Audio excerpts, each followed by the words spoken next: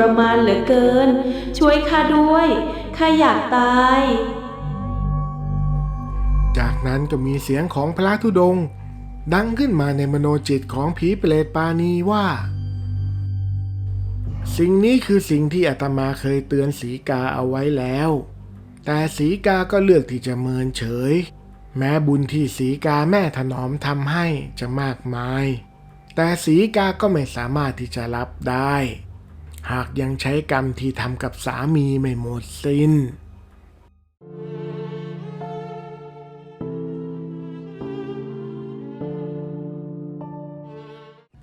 สายลมร้อนเผาพัดเอื่อยเฉยพาวกลิ่นของดินและความแห้งแล้งโชยมาทักทายหมู่บ้านดอนโพชนบทห่างไกลที่เวลาคล้ายจะหมุนช้ากว่าโลกภายนอกบ้านเรือนส่วนใหญ่ยังคงเป็นบ้านไม้ใต้ถุนสูงมุงด้วยสังกะสีเก่าคล่ำคล้าขึ้นสนิมบรรยากาศโดยรอบเงียบเชียบมีเพียงเสียงไก่ขันแว่วมาเป็นระยะในยามสายของวันนี้เป็นวันพระที่ชาวบ้านต่างรวมตัวกันมาทำบุญที่วัดประจำหมู่บ้านพุทธชายหนุ่มวัย30เศษรูปร่างกำยำล่ำสันจากการทำงานหนักแต่ทว่าดวงตากับใสซื่อบริสุทธิ์กำลังประคองแม่ถนอมหญิงชราวัย70ปีที่เดินเหินไม่ค่อยจะสะดวกนักขึ้นบันไดศาลาการประเรียนอย่างทนุถนอมพุทธเป็นคนขยันขันแข็งทำให้เขาเป็นคนมีฐานะมั่งคั่งที่สุดในหมู่บ้านแต่เขากลับครองตัวเป็นโสดมีเพียงแม่ชราคนเดียวที่เป็นที่พึ่งทางใจขณะที่พุทธกำลังรอถวายสังฆทานอยู่นั้นสายตาของเขาก็เหลือไปเห็นหญิงสาวคนหนึ่งที่นั่งอยู่แถวถัดไปนั่นก็คือปลาณีหญิงสาวหน้าตาสะสวยผิวพรรณหมดจดผิดกับสาวชาวไร่ชาวนาทั่วไปเธอกำลังนั่งพับเพียบเรียบร้อยประนมมือไหว้พระด้วยท่าทางอ่อนหวานราวกับเป็นนางฟ้ามาโปรดวินาทีนั้นเหมือนกับโลกทั้งโลกหยุดหมุนพุทธตกหลุมรักปลาณีตั้งแต่แรกเห็นทำให้หัวใจของชายหนุ่มนั้นเต้นรัวอย่างที่ไม่เคยเป็นมาก่อนแต่ในความเป็นจริงแล้วปลาณีไม่ได้ใสซื่อเหมือนภาพที่เห็นเธอรู้จักพุทธอยู่ก่อนแล้วและรู้อยู่เต็มอกว่าชายคนนี้คือเศรษฐีภูธรที่มีทรัพย์สมบัติมหาศาลและที่สำคัญยังเป็นหนุ่มโสดและอาศัยอยู่กับแม่แก่ๆเป็นไม้ใกล้ฝั่งแค่คนเดียวเมื่อเธอเห็นพุทธมองมาด้วยสายตากลุ้มกลิ่มปลาณีจึงแกล้งส่งยิ้มหวานหยดย้อยกลับไปตกถังข้าวสารถังใหญ่แล้วสิเราปลาณีคิดในใจพลางรอบยิ้มด้วยความกระยิมใจแผนการยกระดับชีวิตของตัวเองได้ผุดขึ้นมาในหัวทันทีหลังจากวันนั้นพุทธก็เดินหน้าจีบปลาณีอย่างจริงจังไม่นานนักทั้งสองก็แต่งงานและย้ายเข้ามาอยู่ร่วมเรือนเดียวกันทว่าหน้ากากนางฟ้าของปลาณีก็เริ่มลอกออกทีละน้อยเมื่อได้ครอบครองตำแหน่งเมียเศรษฐีปลาณีไม่ได้มีความรักให้กับพุทธเลยแม้แต่น้อยสิ่งเดียวที่เธอรักคือเงินและสมบัติของเขาและสิ่งที่เธอเกลียดเข้าไส้ก็คือแม่ถนอมแม่ผัวที่เป็นเสี้ยนหนามในสายตาของเธอต่อหน้าพุทธปลาณีคือเมียแสนดีและลูกสะใภ้ยอดกตัญญู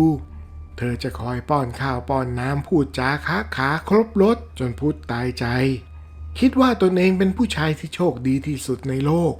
แต่รับหลังพุทธนรกบนดินก็ตกเป็นของแม่ถนอมทันทีเมื่อพุทธออกไปทำงานในไร่หรือไปธุระข้างนอกปลาณีจะเปลี่ยนนิสัยจากหน้ามือเป็นหลังมือจิกตาซ้ายขวาฉายแววรังเกียจหญิงชราอย่างเปิดเผยแม่ไปล้างจานในครัวให้หมดเลยนะแล้วก็ซักผ้าผืนหนาๆนั่นด้วยปลาณีตวาดใส่แม่ถนอมด้วยเสียงกระโชกโฮกฮากและเมื่อแม่ถนอมทำท่าจะปฏิเสธเพราะสังขารไม่เอื้ออำนวยปลาณีก็จะขู่ทันทีถ้าแม่ไม่ทำฉันจะฟ้องพี่พุทธว่าแม่แกล้งป่วยแกล้งรังแกฉันอยากให้ผัวเมียเขาแตกแยกกันก็ตามใจ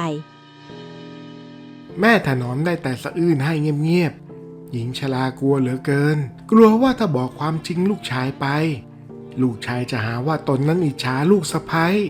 จึงยอมก้มหน้าทำงานหนักและเงียบปากมาโดยตลอด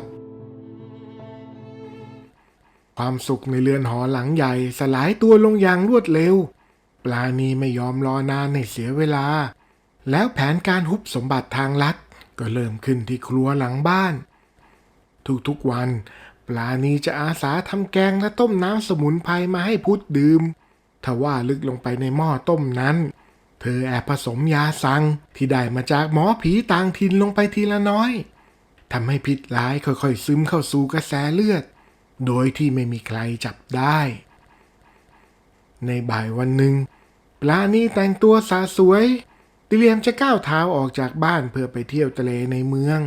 แต่ว่าเมื่อเดินผ่านป่าละเมาะท้ายหมู่บ้านเธอก็ได้พบกับพระธุดงค์รูปหนึ่งที่มาปรากฏอยู่ใต้ต้นโพใหญ่พระธุดงค์ผู้มีกระแสจิตแกร่งกล้าลืมตาขึ้นมองปลาณีด้วยแววตาแห่งความเมตตาแต่ทว่าตาในของท่านนั้นกลับเห็นว่าร่างของหญิงสาวตรงหน้าเป็นร่างกายที่ไร้เงาหัวพระธุดงค์ท่านจึงเอ่ยทักเรียบๆด้วยน้ำเสียงสงบนิ่งสีกาสิ่งที่สีกากำลังทำนั้นมันบาปนักผลของการกระทำนี้มันจะย้อนเข้าตัวสีกาเอาของที่ไม่ใช่ของเราต่อให้ใช้เล่ห์เหลี่ยมแย่งชิงมาได้สุดท้ายก็ต้องคืนไปแถมต้องคืนด้วยชีวิตยิ่งทำร้ายบุพการีของผู้มีพระคุณบาปมันหนาจนแผ่นดินจะไม่รองรับหันหลังกลับตอนนี้ก็ยังทันนะสีกาปลาณีได้ยินก็น่าเปลี่ยนสีด้วยความโกรธแววตาดูดันหงุดหงิดตามนิสัยคนละโมบที่ไม่เชื่อในเรื่องบุญบาปเธอเบ้ปากสะบัดหน้าใส่พระธุดงค์อย่างไร้ความเคารพไอ้พระบ้าจู่ๆก็มาพูดจาแช่งคนอื่นชิทำเป็นสู่รุ้งไม่เข้าเรื่องปลาณีสะทบพึมพำพางคิดต่อในใจว่าทำไมพระองค์นั้นถึงได้รู้การกระทำของเธอได้แต่ก็คิดสรุปเอาเองว่าคงจะทักถูกโดยบังเอิญทำเหมือนกับว่าตนเป็นผู้วิเศษเพื่อที่จะหวังลาภสักการะแน่ๆโดยหารู้ไม่ว่ากติกาของกรรมได้เริ่มนับถอยหลังลงแล้วเวลาผ่านไปเพียงไม่กี่สัปดาห์หลังจากนั้นยาสังก็ออกฤทธิ์เต็มที่พุทธชายหนุ่มผู้ที่ร่างกายกำยำล่ำสันล้าวกับกำแพงหินก็สุดหวบลงอย่างน่าใจหายร่างกายสูบเสียวดวงตาตอบลึกผิวพรรณซีดเผือกไร้สีเลือดแข้งขาอ่อนแรงจนแม้แต่จะประคองตัวขึ้นนั่งก็ยังทำไม่ได้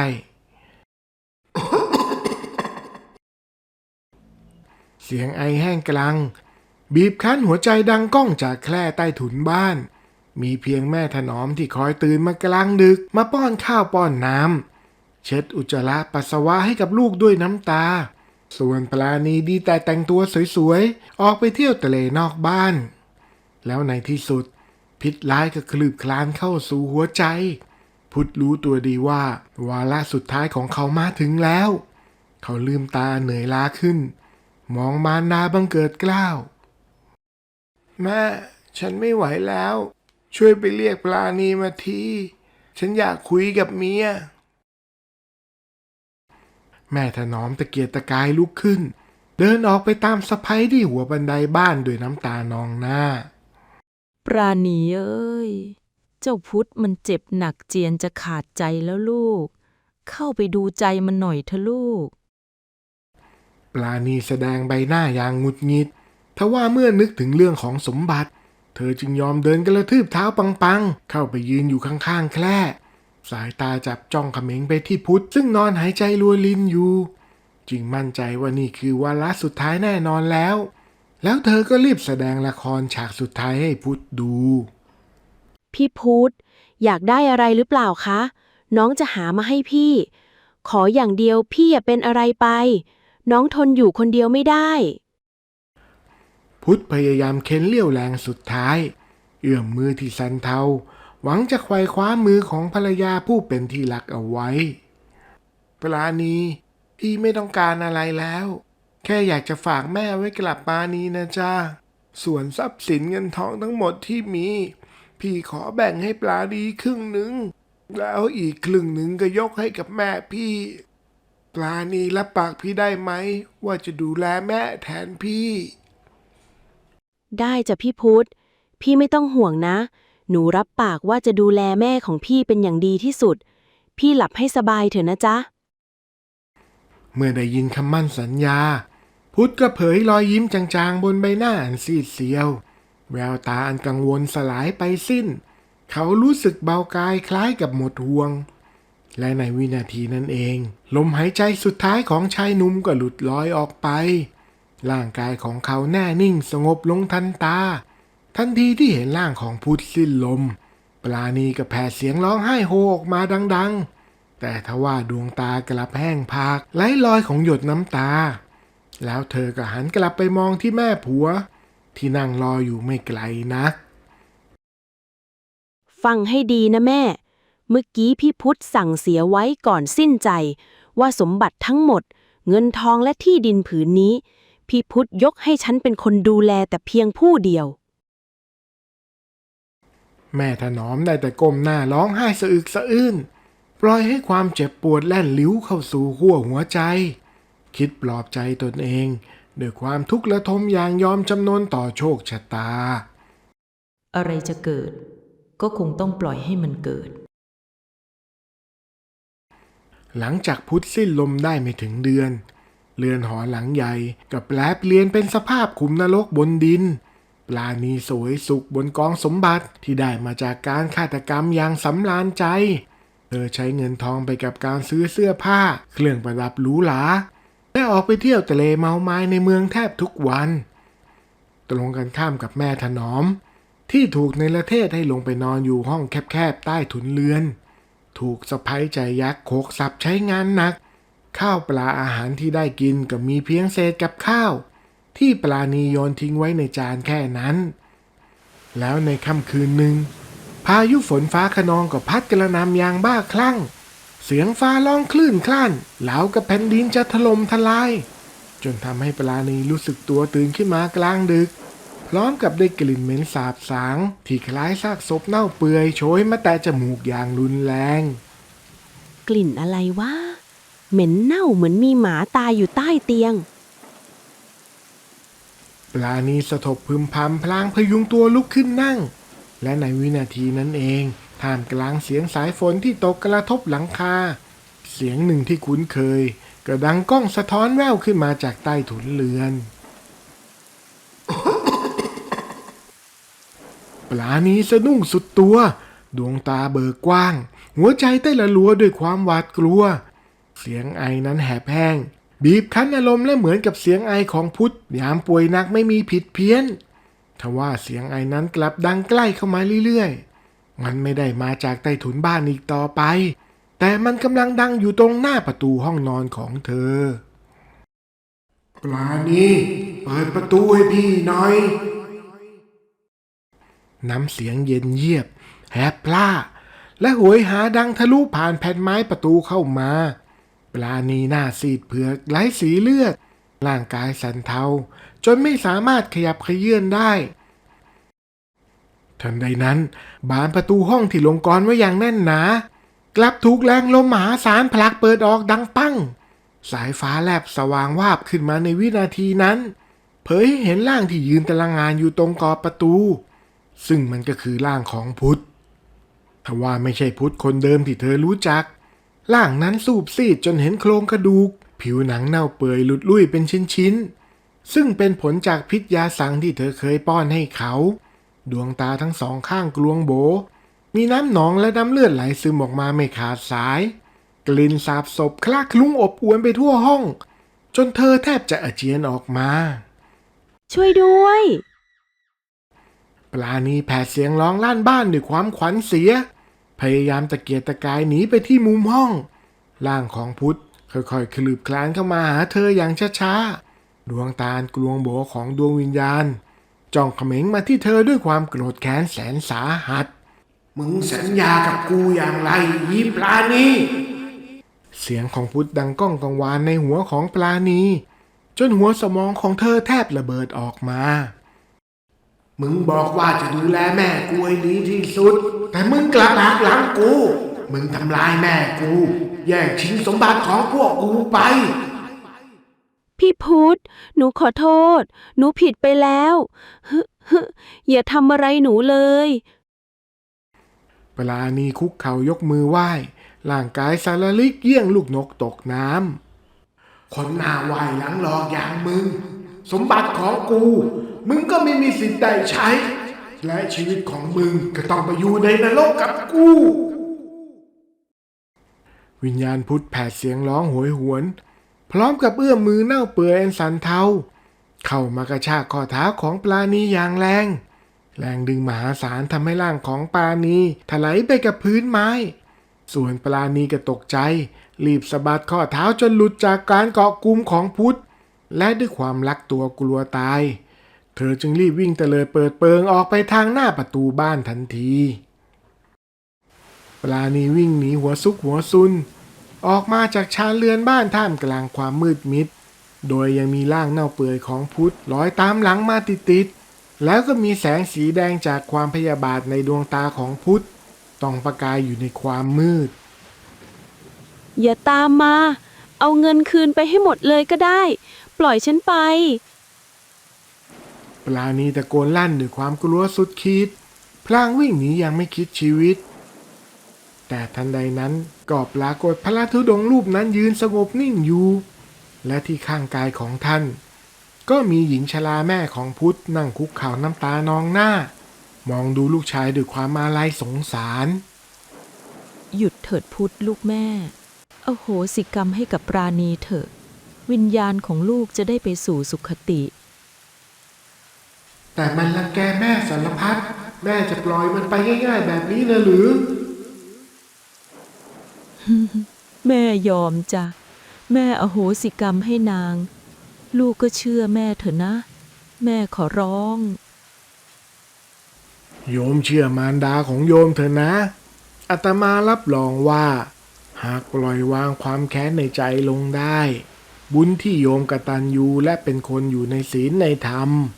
จะเปลี่ยนให้โยมไปสู่ภพภูมิที่ดี ผีไอ้พุทธมองดูแม่ที่มันรักสุดหัวใจนั่งคุกเข่าอ้อนวอน ประกอบกับได้กระแสแห่งความเมตตาจากพระธุดงค์ทำให้หัวใจที่เต็มไปด้วยความอาฆาตแค้นค่อยๆคลายลง ในตอนนี้ร่างของพุทธจู่ๆก็กลับกลายมาเป็นร่างเดิม แล้วพุทธก็หันไปยิ้มกับมารดา ก่อนที่ร่างนั้นจะเริ่มสลายไปในอากาศ ลอยไปยังสวงสวรรค์ ในตอนนี้ปลาณีสติหลุดไปแล้ว เธอยังคงวิ่งหนีไม่หยุด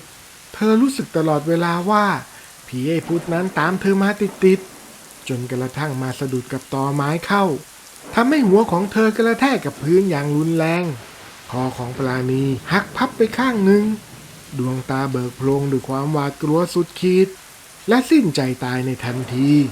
ซึ่งเป็นภาพที่น่าสมเพชและสยดสยองยิ่งนักเช้าวันรุ่งขึ้นพายุฝนได้สงบลงแล้ว